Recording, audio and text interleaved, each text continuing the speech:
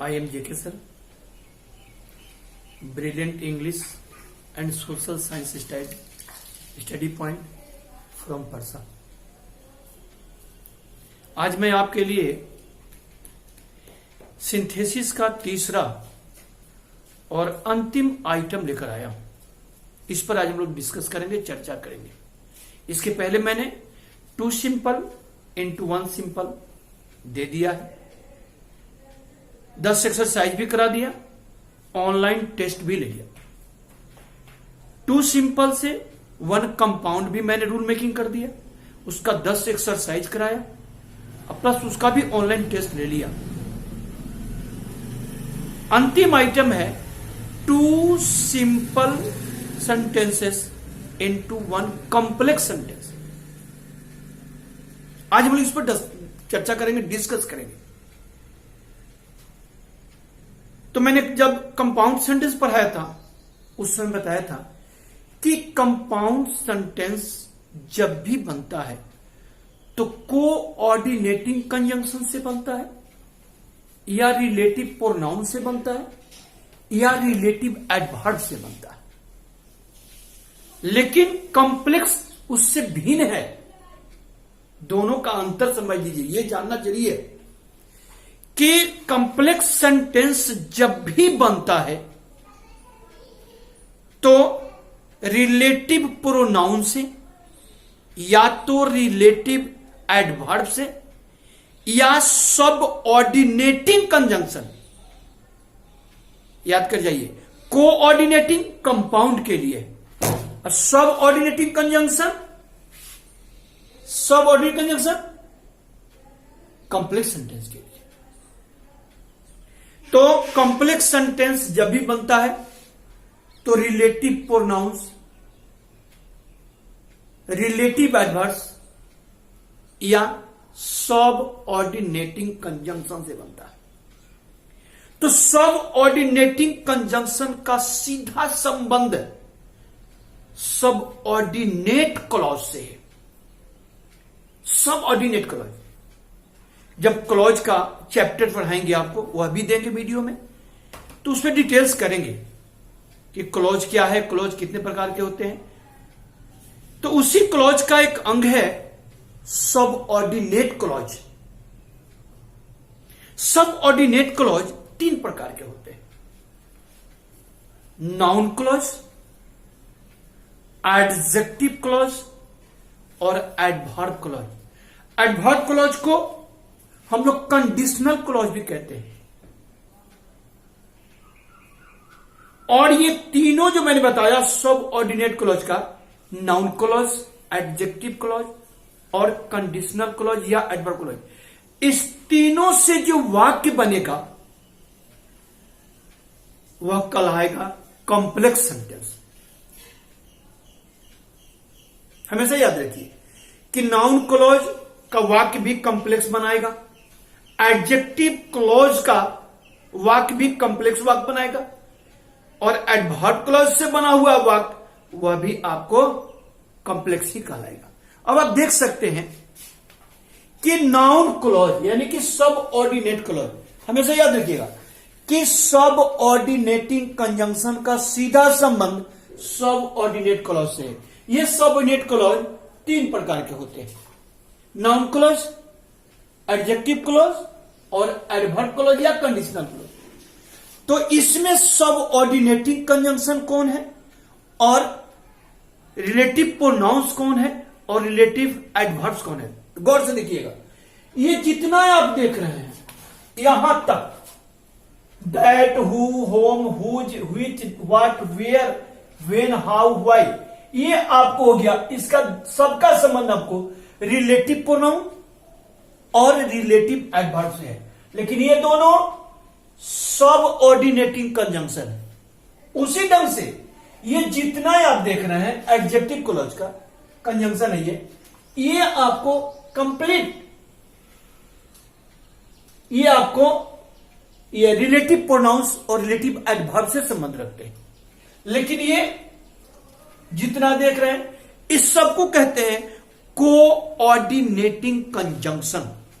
यानी conditional clause जो है या एडवर्ब क्लॉज का जो कंजंक्शन होता है वह सब ऑर्डिनेटिंग कंजंक्शन होता है। सब ऑर्डिनेटिंग कंजंक्शन इसको कहते हैं, फिर इसको कहते हैं, और ये जितना दिखाई दे रहा है ये सब का संबंध आपको रिलेटिव प्रोनाउन से या रिलेटिव एडवर्ब से है। तो अर्थ क्या निकला कि कंप्लेक्स सेंटेंस जब भी बनता है तो रिलेटिव प्रोनाउन से बनता है या तो रिलेटिव एडवर्ब से बनता है या सब ऑर्डिनेटिंग कंजंक्शन से बनता है। फिर से देख लीजिए इसको कि नाउन क्लॉज का कंजंक्शन ये है, लेकिन इससे जितना भी वाक्य बनेगा वह कॉम्प्लेक्स कहलाएगा। एडजेक्टिव क्लॉज का कंजंक्शन ये है, इसको जोड़कर जब हम वाक्य बनाएंगे तो वह वाक्य कहलाएगा कॉम्प्लेक्स सेंटेंस। ये है आपको एडवर्ब क्लॉज का जो सबऑर्डिनेटिंग कंजंक्शन है, सबऑर्डिनेटिंग कंजंक्शन, इसको जोड़ेंगे तो इससे भी बनेगा कॉम्प्लेक्स सेंटेंस। लेकिन आप कह सकते हो कि सर ये नाउन क्लॉज, एडजेक्टिव क्लॉज और एडवर्ब क्या है? ये 2-in-1 आपके लिए किया है कि यदि कोई पूछ दे कि नाउन क्लॉज कैसे पहचानोगे, एडजेक्टिव क्लॉज को कैसे पहचानोगे, एडवर्ब क्लॉज को कैसे पहचानोगे, तो बंधु याद रखना ये दोनों कंजंक्शन एक ही है, दोनों से जो वाक्य बनेगा कॉम्प्लेक्स कराएगा। लेकिन ध्यान रखिएगा ये जो नाउन क्लॉज का कंजंक्शन देख रहे हैं इसका ध्वनि उच्चारण क्या निकलेगा? क। क्या निकलेगा? क। जैसे दैट मीन्स की, हु मतलब कौन, होम मतलब किसे, हुज मतलब किसके, विच मतलब किसे, व्हाट मतलब क्या, वेयर मतलब कहां, वेयर मतलब कब, हाउ मतलब कैसे, वाई मतलब क्यों, इफ मतलब की, विदर मतलब चाहे की। इसका टोटल का ध्वनि उच्चारण क। तो जिस रिलेटिव प्रोनाउंस या रिलेटिव एडवर्ब्स का ध्वनि उच्चारण क निकले तो क्लॉज कहलाएगा नाउन, यानी कि नाउन क्लॉज। लेकिन वाक्य जो बनेगा वह कहलाएगा आपको कॉम्प्लेक्स सेंटेंस। उसी ढंग से हु, होम, हुज, ये, इसका ध्वनि उच्चारण क्या निकलेगा? ये दोनों को छोड़कर, इस दोनों को छोड़कर ध्वनि उच्चारण क्या निकलेगा? ज। हमेशा याद रखिएगा जिस रिलेटिव प्रोनाउंस या रिलेटिव एडवर्ब्स का ध्वनि उच्चारण ज निकले उसे कहते हैं एडजेक्टिव क्लॉज। लेकिन उससे जो वाक्य बनेगा कहलाएगा कॉम्प्लेक्स। जैसे हु मतलब जो, होम मतलब जिसे, हुज मतलब जिसके, विच मतलब जिसे, वेयर मतलब जहां, यहां होगा वेयर मीन्स कहां, यहां होगा वेयर मीन्स जहां, दैट मतलब जो, यहां होगा दैट मतलब की, वेन मतलब कब, जब, यहां होगा जब, यहां होगा वेन मतलब कब। ये क उच्चारण कब और जब, यहां हाउ और वाई को छोड़ दिया जाए। इसका ध्वनि उच्चारण ज, इसका ध्वनि उच्चारण क। और ये जो देख रहे हैं आप सब ऑर्डिनेटिंग कंजंक्शन, इसके लिए यानी कि कंडीशनल क्लॉज जब भी बनता है तो उसमें कंडीशन चाहिए, कॉज चाहिए यानी कि कारण चाहिए, कंपैरिजन चाहिए मीन्स तुलना चाहिए, प्लेस चाहिए, कंट्रास्ट मतलब विरोध चाहिए, तब जाके कंडीशनल क्लॉज बनता है। तो मतलब इससे नहीं है, हम अलग अलग कर दिए आपको पहचानने के लिए, लेकिन इस तीनों का जो वाक्य बनेगा वह कॉम्प्लेक्स कहलाएगा। अर्थात शॉर्ट में जानिए कि कॉम्प्लेक्स सेंटेंस का ये टोटल कंजंक्शन है, इसी से बनेगा कॉम्प्लेक्स सेंटेंस। इसका उदाहरण देकर मैं समझा रहा हूं कि क कैसे आएगा, ज कैसे आएगा। मरीज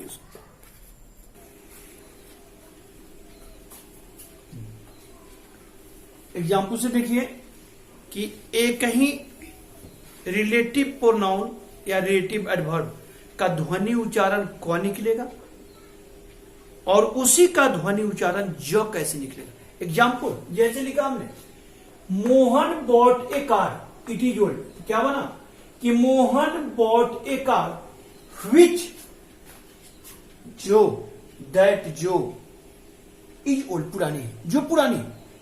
ज शब्द ने क्या निकला, इसका ज ध्वनि निकला, तो क्या बना एडजेक्टिव क्लॉज। लेकिन वाक्य क्या बना, one complex. She says she does not know who killed her brother, she says that, यहां दैट का क्या निकला, यहां दैट का निकला जो, यार क्या निकला की, क्या निकला की। शी डज नॉट नो, वह कहती है कि मैं नहीं जानती। हु मतलब कौन, या क्या आया हु का अर्थ को उच्चारण हुआ, हु का अर्थ को आया। फिर यहां देखिए, Ram is my best friend, his father is doctor. Ram is my best friend, whose का अर्थ क्या आया, जिसके पिताजी। यहां जो उच्चारण है, जो उच्चारण। यहां देखिए, इसी I am going to Patna, यहां अर्थ क्या निकला, वेयर मतलब जहां। यहां जो आया, जहां, जो उच्चारण हुआ। I do not know he comes, I do not know when मतलब कब, यहां को उच्चारण आया। He came here when I, when यहां क्या निकला, जब। अर्थ निकालिए, he came here when I was fast sleep, वह यहां आया जब मैं सोया था। एक ही वेन का ज हो गया उच्चारण और यहां हो गया को उच्चारण। Means I do not know when he comes, वो कब आता है। यहां वेन का मतलब जब आता है। This is the boy, he has stole my purse. This is the boy, who का क्या हुआ, जो। यहां हु का उच्चारण जो आया, यहां हु का क्या पढ़ा आपने, कौन। को उच्चारण आया था यहां को, यहां आ गया जो। उसी ढंग से I do not know he lives, I do not know where, where का मतलब कहां। यहां क्या निकला था, जहां। यहां निकला अर्थ जहां, जो उच्चारण। यहां क्या निकला, कहा। मीन्स जब क ध्वनि से आए तो नाउन क्लॉज वाक्य बनेगा कॉम्प्लेक्स, जब जो ध्वनि से आए तो वाक्य बनेगा एडजेक्टिव, लेकिन क्लॉज बनेगा एडजेक्टिव, वाक्य होगा कॉम्प्लेक्स। इस तरह से। और जो एडवर्ब क्लॉज है वह बिल्कुल डिफर है, उसमें सब ऑर्डिनेटिंग कंजंक्शन। तो जब एडवर्ब क्लॉज से वाक्य बनाएंगे तो उसमें देखना होगा कि दोनों के बीच में कंट्रास्ट हो सकता है, विरोध हो सकता है, तुलना कंपैरिजन हो सकता है, कॉज कारण हो सकता है, प्लेस का जग हो सकता है। इस तरह से उसमें ये चारों पांचों चीज दिखाई देनी चाहिए। शर्त दिखाई देनी चाहिए, कारण दिखाई देनी चाहिए, तुलना दिखाई देनी चाहिए, स्थान होनी चाहिए।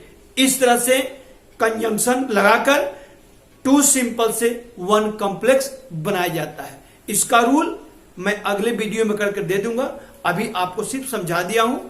आगे के लिए धन्यवाद।